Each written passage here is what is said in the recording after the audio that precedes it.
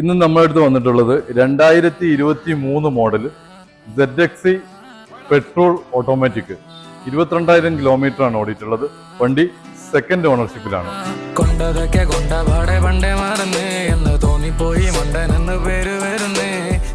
നിലവിൽ ക്ലെയിം കാര്യങ്ങൾ ഒന്നുമില്ല. നല്ല ക്വാളിറ്റി വണ്ടിയാണ്. കുറച്ച് സ്കേറ്റിംഗ് കാര്യങ്ങളൊക്കെ എക്സ്ട്രാ ഫിറ്റിംഗ്സ് ആഡ് ചെയ്തിട്ടുണ്ട്.